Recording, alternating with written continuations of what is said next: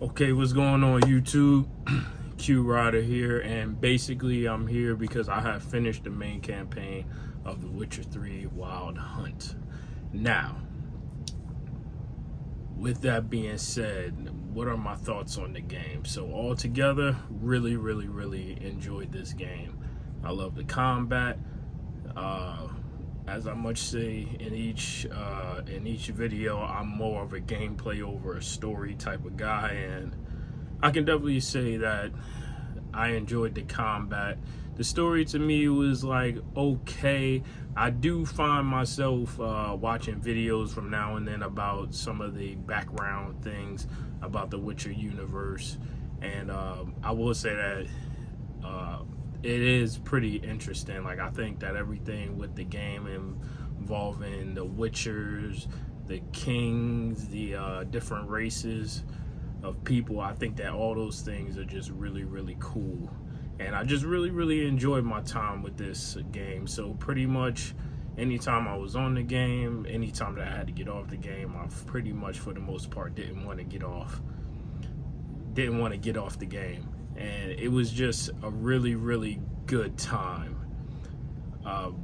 So the one thing that I do want to give it is give praise on is how combat works. I like all the powers from Igni for fire, Axii for the what was that, like the mind control, or you could use it in conversation. Yarden, which was the time one, I believe, and then there's another one, Ard for the force push, is essentially. And I think that the powers are really cool. I love the combat. I love the dodging. I feel like it's a nice balance of just essentially just attack, block, parry, dodge, roll. Like it's more complicated than a button masher, but not so technical to where you feel like every battle is a chore. So one other thing that I really enjoy as well is actually the different types of monsters. So in the bestiary, you hunt down monsters. In The Witcher, you're basically monster hunters. For people who may stumble across this and do not know what the Witchers are, they're basically people who take down monsters. So your vampires, your werewolves, any mythical creature. And what I like is that there's like different blade oils that you can use to do extra damage to these monsters. Like, it feels really fleshed out. Like, you have the potions, you have the decoctions, which I'm not really sure how that works. I never used them. But I did like the fact that when you were going up against a monster, this game basically, you felt like you were preparing to fight this monster. Like, oh, okay, I need to bring this, I need to use this oil, I need to use this power, to effectively battle this beast. And I really enjoyed that. And it just there's a lot of content in this game. So there was a lot. So basically, when you come into town, there's a job board where you can get all your bounties and everything. It got to a point to where, like, I just focus like on story some days, and then some days I just focus solely on the contract, so the side missions and the monster hunts. And there is a lot of content in this game. A lot. There's a lot of land in this game. There's a lot of so you can travel from different places.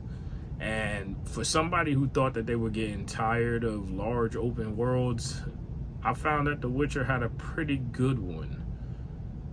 It had a decent amount of fast travel points. So I didn't unlock everything. I didn't go to every single corner. I'm not 100% guy. I go on the main story. I explore a couple spots here and there, and then that's how I play the game. So there's still some spots that I have not seen, but for the most part, I felt like the fast travel was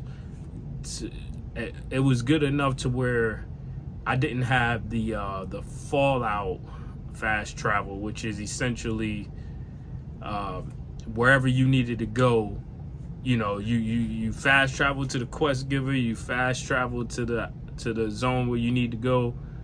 You go into a building or a dungeon, and then you just like when I'm playing Fallout, I typically don't explore that much. Like, you do a ton of exploring to get the fast travel points, as you do in most games, but it seems like and Fallout's one of my favorite franchises. I feel as though like I don't really want to explore like that much. Like, I'll explore to get to a point if like there's no fast travel, but this game, The Witcher 3, has it to where I felt as if like it had enough fast travel points to where you can get to where you're going, but you didn't feel like you were just teleporting like from one spot to one spot to one spot. There was like, okay, so you're fast traveling, and then you're still doing a little horse riding over here and over there. It just felt more spread out. So it felt as if just riding your horse from town to town just felt organic. It didn't feel, I never had to travel from spot to spot and then felt like I didn't want to take the time to get there. So it just had a lively world, and I enjoy that. Now, I do want to say that towards the end of the game, there are some boss battles, one in particular. The final boss battle was manageable, but the boss battle that was before the last fight, so the pre-ultimate boss battle, man, that joint was a pain in the ass. But I got through it, and one thing that I do like about RPGs now, they tend to put levels on the quest. So sometimes, I find that to be helpful, because you'll go in there when you know you're gonna get a challenge, but you don't waste your time going into an area to where you're clearly not supposed to be. Now, typically when I play RPGs, armor, equipment and stuff is just like whatever I find, but I took the time to hunt down some of the upgrades. So I have the School of the Wolf, I think the second or third upgrade, because I was surprised to find that like the traditional Geralt look from the beginning of the game is not like that it's not the woven gear. Like, the woven gear, it looks different, but I do like the traditional Geralt, the chainmail, the look from the cover of the game. I really like that look. Although I do think that the woven gear is pretty cool. I didn't get all the upgrades, because if I'm not mistaken, I think the quest, it breaks it in half. So it's like I think it's like you get so if you do two upgrades missions, that's how you end up with a full set. So it goes like basic, enhanced, greater, superior, or something like that. I don't know. I was on enhanced when I beat the game. So I find it to be pretty cool gear wise, and that's the first time in a long time to where my gear really mattered to me, like how I looked. It was a real cool look. And I just really enjoyed this game. Like, I can honestly see myself playing through the DLCs now without an issue, because this game has 2 DLCs that are just really good. And in a time to where games tend to like launch nowadays where you don't know if you're really getting a finished product, and then there's DLC. Like, when I was growing up, like, if a game came out with DLC, I got onto the DLC like wave with Borderlands and the Fallout 3 DLCs. But the problem is that those are good DLCs, because they're like big chunks of content, and I like that. But the issue is that a couple of games have these updates, and you got to kind of pick and choose, because you can't play everything. So, you know, out of the two, I'm definitely going to play Blood and Wine on The Witcher 3 because it deals with vampires. I think that's pretty cool. I've watched some videos on the Unseen Elder and things that go on in that vampire side of The Witcher, and it's just really, really, really interesting. So, you know, I just wanted to just go ahead, you know, and just put this out there that I absolutely just enjoyed my time with this game. I've also watched the show. We should do that. So for a long time, I actually have been falling back on my shows. And when I was going through this game, I've told myself, I said, hey, we need to watch the Witcher series. And I'm so glad that I did. Now, I have not seen the Witcher Blood, or what was it, Blood Flower or Blood Origins or something like that.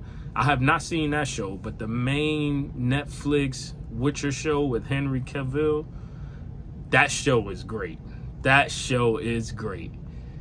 That show is amazing. I'm excited for season 3. It sucks to hear that Henry Cavill seems to be going through some type of issues behind the scenes. So from who did they say was gonna be Geralt for season 4? I think it was who's that guy? Is he a Hemsworth?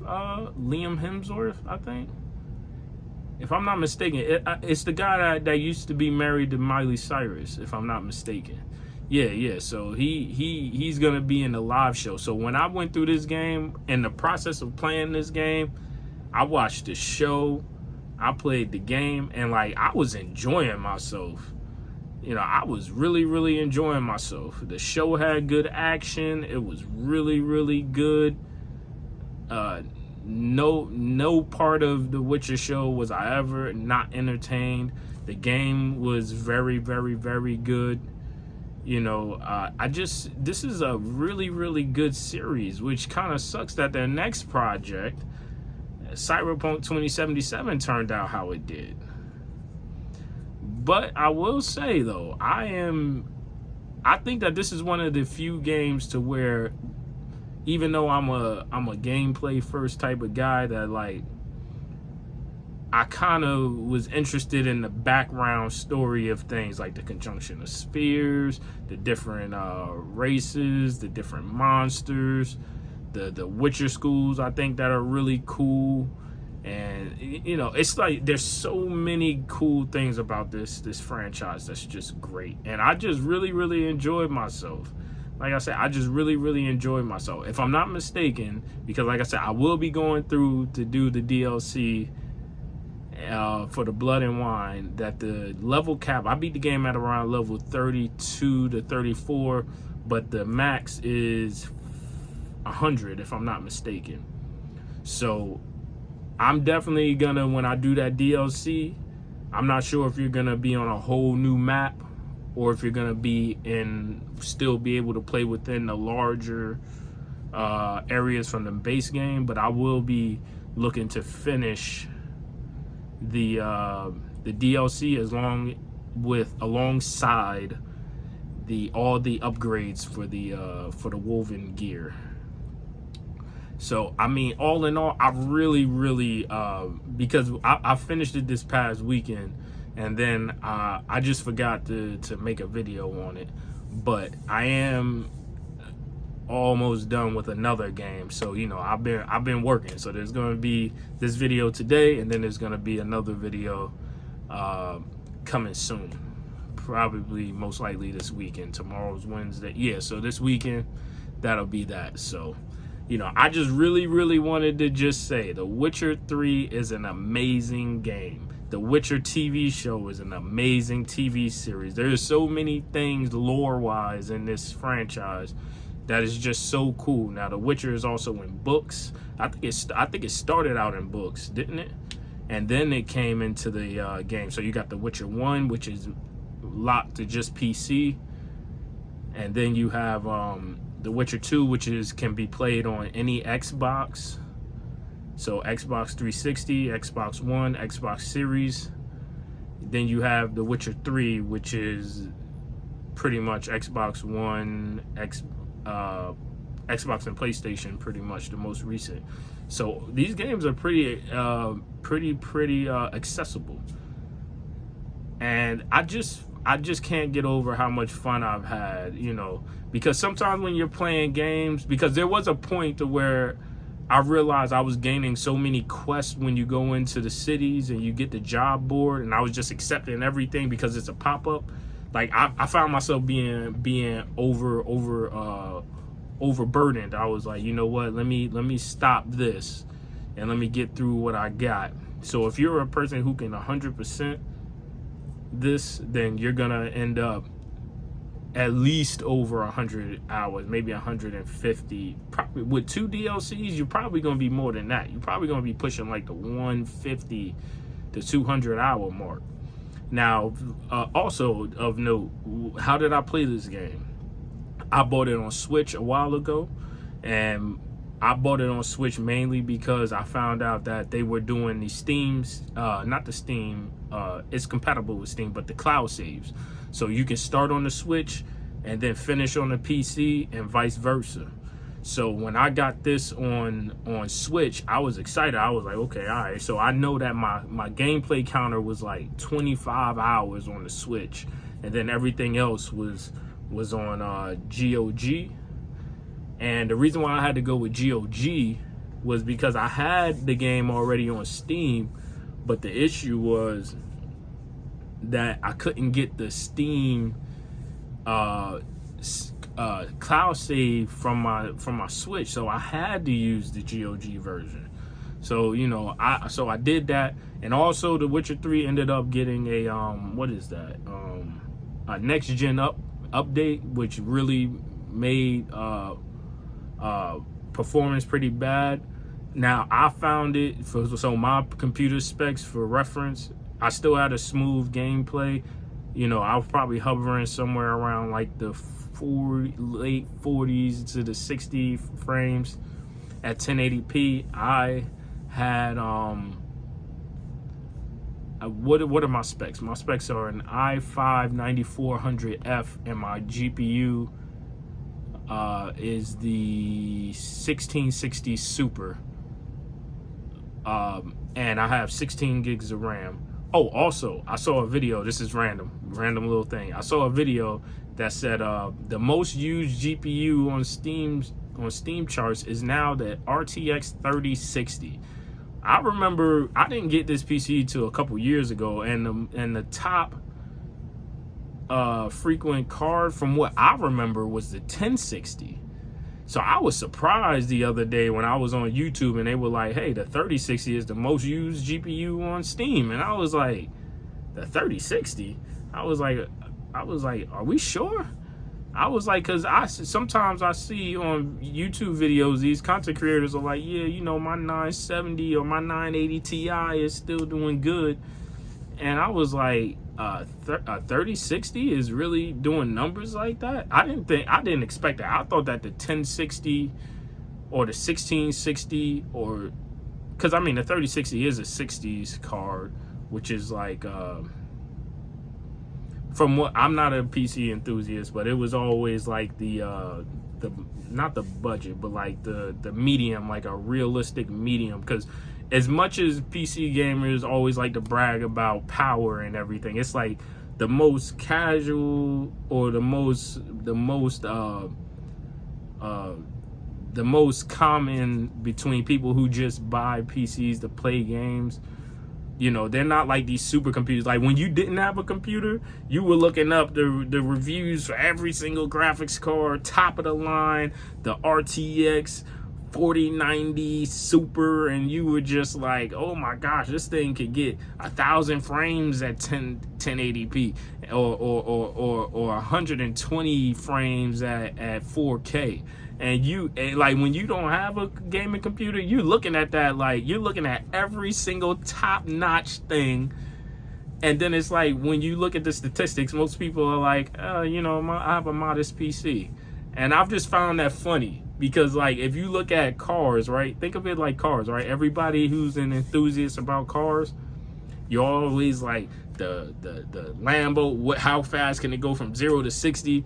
And then it's like when they get their own car, it's like a modest car. You know what I'm saying? I have a Mitsubishi. You know what I'm saying? But when I was growing up, you know, I looked at things like, you know, the supercars and everything. But it's like I just found that to be funny. You know, I just found that to be funny.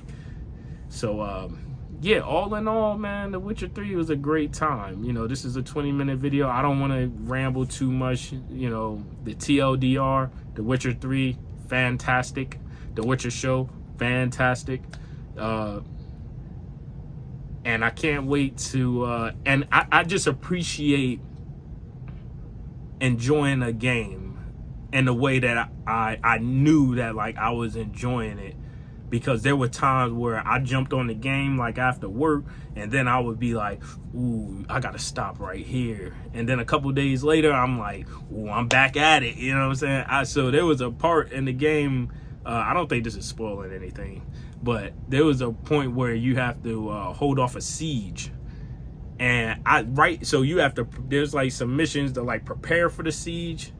And then there's the actual battle. And I remember I was like, after work, I was like, ooh, yeah, we preparing for a big battle. And then I was like, ooh, I got to go to bed. I got to work tomorrow. So then I was like, oh, man, I got to come back. And when you know a game is good, when you tell yourself, I want to stay up and play, but we going to need to come back to this. We're going to need to come back to this because you guys all know what I'm talking about. When you really, because sometimes, like, you know, there's those games that you really enjoy, and then you're telling yourself, damn, like, I really want to just, like, stay up for the next 3-4 hours and just, but you know, you got work, you know, life. So, you know, it was the first time in a long time where I found myself, like, actively telling myself, hey, this is what gaming should feel like. You should feel like when you're about to get off the game, that you should feel like, I can't wait to jump back in. So, you know, you should feel like that. So that, you know, that's just what I wanted to say. You know, that's just it. I rambled for too much. So you guys are gonna get another video this weekend for another game that I'm playing.